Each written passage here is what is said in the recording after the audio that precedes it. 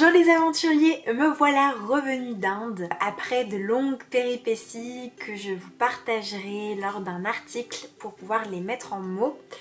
Si vous me suivez sur les réseaux sociaux, vous avez vu passer un petit post où je vous disais donc que je rentrais plus tôt que prévu puisque je suis rentrée donc mercredi dernier en France. Voilà, donc tout ça, ça fera l'objet d'un article où je vous présenterai un petit peu les prises de conscience que j'ai eues suite à cette expérience et les transformations qui ont opéré par la suite. Alors, tout ça pour vous dire qu'aujourd'hui, dans cette vidéo, nous allons parler d'un sujet qui est très peu traité, finalement, dans les vidéos que je peux voir ou même dans les articles, à savoir donc la prise de poids grâce à l'Ayurveda, puisque on parle souvent de la perte de poids qui bien évidemment concerne beaucoup de personnes et notamment à cette période-là de l'année, avec la fin de l'année, les fêtes qui vont arriver et bien l'hiver qui nous donne envie de manger beaucoup plus gras, beaucoup plus lourd, et puisque d'ailleurs c'est ayurvédique, puisque à cette période-là de l'année, le feu digestif qu'on appelle donc Agni est le plus puissant, est à pleine puissance au niveau de sa force. Et donc c'est tout à fait normal d'avoir envie de donner beaucoup plus à manger, beaucoup plus de matière et d'essence vitale à son corps.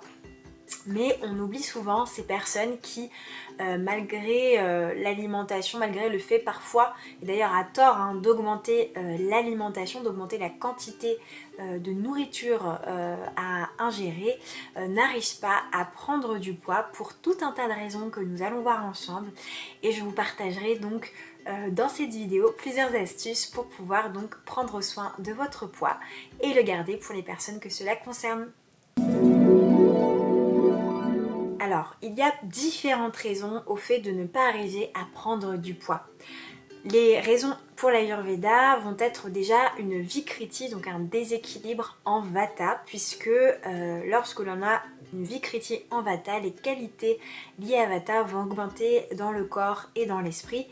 Donc va s'en suivre une sécheresse, un assèchement du corps et des tissus, ainsi qu'une légèreté, donc ce qui fait que le poids, on va vraiment souffrir d'émaciation lorsque vata en général augmente au niveau du corps, mais ça peut être également tout simplement d'autres caractéristiques d'une augmentation de vata, comme de l'hyperactivité. Ça peut être également du stress ou de l'insomnie, ou l'âge vata également, qui crée une augmentation du dosha vata. Donc lorsque les personnes entrent dans cette période vatagénique, le poids, la musculature, la graisse va commencer à décroître. Donc ça on le voit souvent chez les personnes âgées notamment, pas toutes, mais chez beaucoup de personnes pour qui il y aura en fait un déséquilibre de l'ordre de vata. Cela peut être également lié à un mauvais agni, donc un mauvais feu digestif. Donc je vous avais réalisé une vidéo pour vous expliquer ce qu'était agni et quels étaient en fait les différents types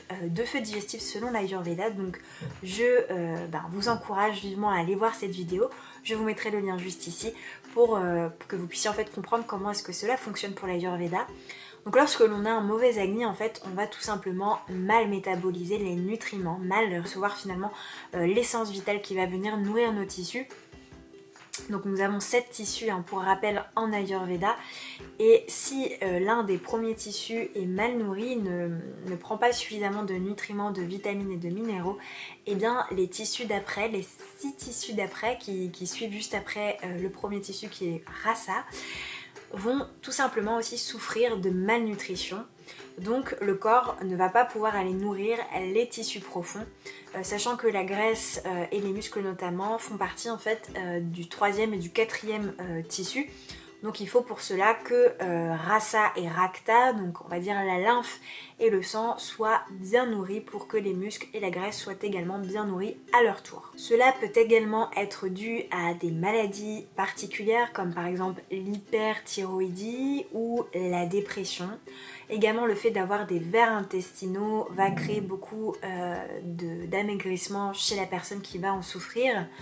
Cela peut également être dû à la tuberculose ou la pneumonie ou encore l'anorexie. Ça peut également être la résultante de la génétique. Il y a des personnes qui génétiquement vont avoir une faiblesse au niveau des tissus de Médas et de Mamsa, qui sont donc les tissus de la graisse et des muscles. Et ça peut également être lié donc à une constitution Vata, puisque les personnes ayant une Prakruti à dominante Vata vont avoir tendance à être plutôt minces. Donc pour pouvoir reprendre du poids, pour pouvoir regagner de la masse musculaire et de la masse graisseuse, l'Ayurveda a différents conseils. Donc on va d'abord voir en fait les conseils alimentaires.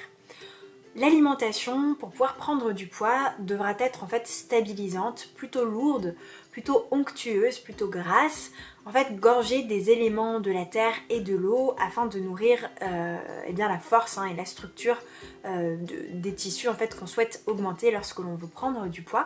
Mais attention, parce que si la capacité du corps à recevoir des nutriments de cet acabit-là est malmenée, c'est-à-dire que si vous avez un agni, un feu digestif en mauvaise santé en fait, qui n'est pas capable d'assimiler des aliments à dominance terre ou à dominance eau, donc plutôt gras, plutôt lourd, plutôt stabilisant et nourrissant, dans ce cas, vous allez en fait beaucoup plus encrasser votre organisme, donc créer beaucoup plus de toxines qu'on appelle ama. Donc vous n'allez pas bien absorber en fait ces aliments, vous allez encrasser encore plus votre corps en fait, ce qui va avoir donc l'effet inverse de ce que l'on souhaite réaliser, c'est-à-dire nourrir de manière qualitative vos tissus. Donc c'est très important lorsque l'on souhaite reprendre du poids de d'abord checker, d'abord vérifier l'état de son feu digestif et d'opérer également donc des modifications si tel n'était pas le cas, si votre agni n'était pas en bonne santé. Donc je vous encourage vivement à consulter un praticien en Ayurveda pour vérifier l'état de votre feu digestif et voir donc en amont s'il n'y a pas déjà un travail à ce niveau-là, donc remonter par exemple votre feu digestif avec des plantes, avec une alimentation dédiée. Alors il y a quelques conseils que je vais pouvoir vous partager pour prendre soin de votre feu digestif. Déjà, la première des choses, c'est de ne jamais manger tant que la faim n'est pas présente. On ne doit jamais manger lorsqu'on n'a pas faim et lorsque l'on a terminé en fait eh bien, la digestion du repas précédent.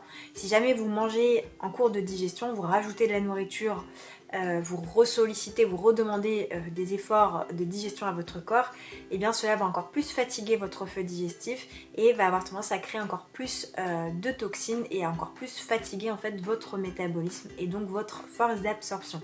Ça va être également de ne pas mélanger des aliments à caractère incompatible. Donc pour cela, de toute façon, je vais vous réaliser une infographie que je vous glisserai sous la vidéo. Donc je vous mettrai un lien pour pouvoir y accéder. Et là, vous retrouverez donc toutes les associations incompatibles pour ne pas donc eh bien, les mettre dans vos repas, puisque ça va avoir en fait pour effet, encore une fois, de fragiliser l'ensemble de vos tissus, de créer des toxines et de vicier en fait les datus, donc les tissus du corps. Ce qui fait que eh bien, les tissus que l'on souhaite cibler ne seront pas correctement nourris et vous allez encrasser votre organisme et donc créer des maladies ou alors même potentiellement empirer celles que vous pouvez déjà avoir. Également, jamais de douche après avoir mangé. En Ayurveda, on conseille toujours de prendre une douche avant manger pour ne pas eh bien, tout simplement éteindre le feu digestif. C'est pareil avec la boisson. Autant on ne met pas trop d'eau sur son corps après avoir mangé et c'est la même chose aussi à l'intérieur. Donc on conseille en Ayurveda de prendre une boisson, enfin lorsque l'on souhaite boire, ce sera toujours de l'eau à température ambiante de préférence. Pour certaines personnes, ça peut être de l'eau chaude, pour d'autres personnes de l'eau froide, ça va dépendre de votre déséquilibre éventuel. Mais en général, on va dire que la règle globale va être de prendre plutôt de l'eau 30 minutes avant manger ou 30 minutes après manger, mais pas juste avant et ni juste après et ni pendant. Sauf à de rares exceptions. Prendre du poids, ça n'est pas manger plus, mais c'est manger mieux, c'est manger de meilleure qualité et c'est manger surtout selon une hygiène de vie qui va être eh bien, tout simplement respectueuse de votre corps, de votre métabolisme. Ça c'est très important à comprendre puisque on voit souvent dans les conseils diététiques pour les personnes qui souhaitent prendre du poids de manger tout simplement plus, de manger tout le temps. Et pour nous en Ayurveda c'est complètement faux, erroné et surtout dangereux et ça risque de faire en fait l'effet inverse en bloquant en fait tout simplement l'assimilation du corps, surtout si encore une fois votre feu digestif n'est pas en mesure de tolérer toute cette quantité d'aliments que vous lui demandez de digérer. Donc vous allez pouvoir également utiliser des épices qui vont aider en fait à bien assimiler les aliments. Donc on va avoir par exemple le gingembre, la cannelle, le clou de girofle, le poivre, la cardamone ou encore l'ail qui vont donc vous aider à stimuler l'appétit et à bien assimiler vos nutriments.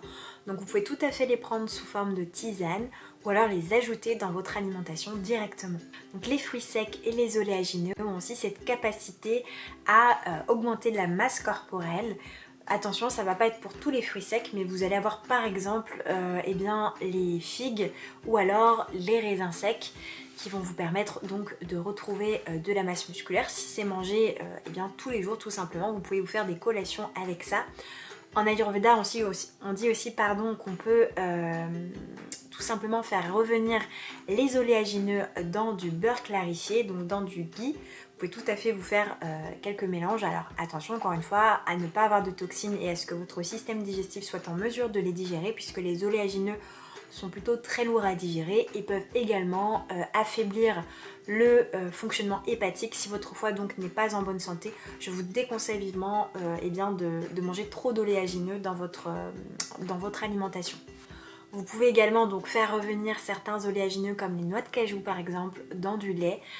On retrouve aussi dans des recettes indiennes aussi propres pour prendre du poids, comme par exemple le kheer ou le payasam. Vous allez pouvoir retrouver justement des oléagineux qu'on va soit faire revenir dans du ghee, soit faire tremper dans du lait et qu'on va mélanger par exemple avec, pour le payasam ça va être des vermicelles. Pour le kheer, ça va être avec du riz. Donc ce sont des aliments qui sont plutôt froids, qui vont plutôt augmenter donc kapha, le dosha kapha, et du coup donc avoir un effet sur le gain de poids.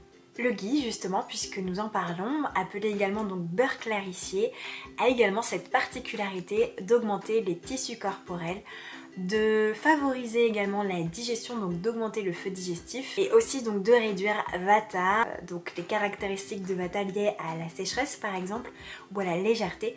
Ça va permettre donc de beaucoup mieux assimiler, de mieux digérer et d'hydrater en profondeur les tissus, donc en les nourrissant. Vous pouvez tout à fait ajouter du ghee dans votre alimentation. Tous les jours, vous pouvez en ajouter un petit peu, donc notamment pour faire cuire vos aliments ou en rajouter un petit peu lorsque ça manque de matière grasse. Attention à ne pas mélanger avec l'huile d'olive, soit vous partez sur de l'huile d'olive, soit du ghee, ne mélangez pas les deux. Alors dans les textes classiques, notamment la Sushruta Samhita que j'ai ici, qui est l'un des textes classiques que l'on utilise quand on étudie l'Ayurveda et qu'on souhaite approfondir en fait ce que l'on peut apprendre. J'ai un peu regardé les aliments justement qui étaient conseillés pour pouvoir augmenter la masse corporelle.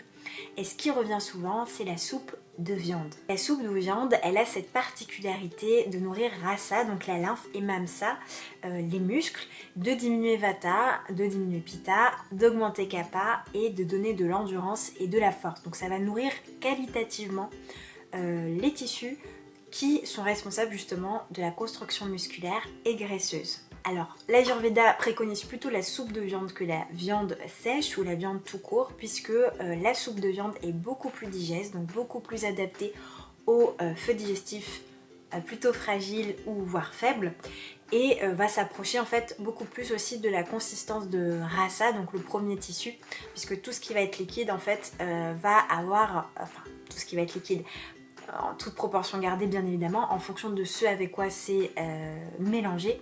Mais en général, ce qui va être liquide, comme par exemple les ragoûts, comme par exemple les soupes, les bouillons, ça va avoir la faculté justement de nourrir le premier tissu de manière qualitative. Et c'est aussi pour ça que l'Ayurveda recommande la soupe de viande, qui est différente de la viande en fait tout court.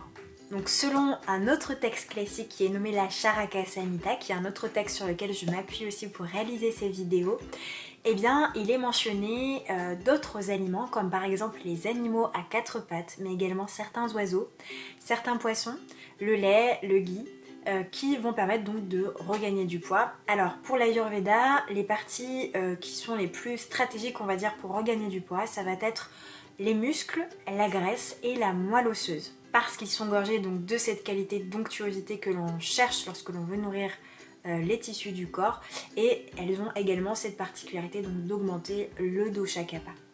Donc vous avez par exemple comme je vous disais juste avant, les soupes de viande que l'on appelle rasa, donc qui portent le même nom que le premier tissu du corps, mais vous avez également les soupes de certains végétaux Vous avez également le buttermilk avec la soupe d'ailleurs. On mélange le buttermilk dans de la soupe.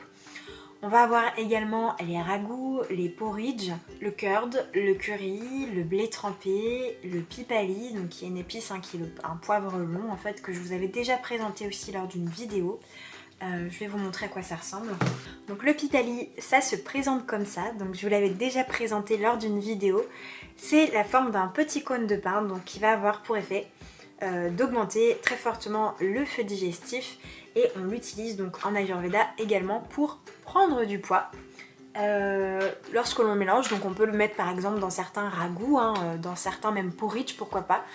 Ça va permettre donc de beaucoup mieux métaboliser, de beaucoup mieux assimiler les nutriments que vous allez intégrer. Vous allez avoir également au niveau de l'alimentation tout ce qui va être œufs ou également légumes racines, les aliments donc sattviques, les aliments qui vont augmenter Ojas. Vous allez avoir également donc les patates douces, les pommes de terre, tout ce qui va être, comme je disais, donc légumes racines comme la betterave par exemple. Voilà, des aliments qui sont fortement gorgés en énergie terre et en énergie eau. Et puis donc vous allez avoir donc également les dattes. Donc ça c'était pour la partie alimentation. Bien évidemment il y a encore beaucoup de choses à dire, mais ça sera vraiment au cas par cas, en fonction donc encore une fois de l'état de votre feu digestif, des déséquilibres aussi que vous pouvez avoir, si vous avez des maladies spécifiques ou pas. Tout ça, ça sera à approfondir avec un praticien en Ayurveda. Je ne pourrai pas tout détailler dans cette vidéo, c'était vraiment pour vous donner un ordre d'idée des aliments que l'on peut intégrer dans son alimentation pour le gain du poids. En Ayurveda, on conseille également de prendre soin de son Ojas. Je ne sais pas si vous savez ce qu'est Ojas.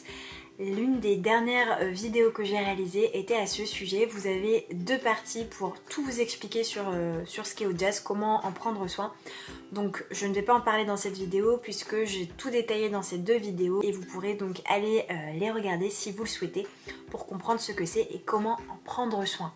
Donc l'alimentation sadique, l'alimentation qui va augmenter Ojas, va permettre également de gagner du poids puisque lorsque l'on prend soin de son Ojas, on va prendre soin de sa vitalité, de sa vigueur, de sa résistance au stress, de sa résistance aux maladies, donc de sa résistance de manière globale, ce qui va beaucoup moins impacter en fait les tissus du corps puisque Ojas est en fait issu du raffinage de tous les tissus du corps. Donc si les tissus au préalable, avant Ojas, sont bien nourris, et bien forcément Ojas sera bien nourri lui aussi. Rendez-vous mercredi prochain pour la suite de la vidéo dans laquelle je vous partagerai d'autres conseils pour la prise de poids selon l'Ayurveda. N'hésitez pas à liker cette vidéo si elle vous a plu. Cela m'encourage toujours à continuer à réaliser des vidéos et à me permettre tout simplement de développer la chaîne Les Aventures Vertes de Sophie. N'hésitez pas à la partager également si vous pensez qu'elle peut intéresser une personne de votre entourage. Je vous embrasse très fort et je vous dis à la semaine prochaine.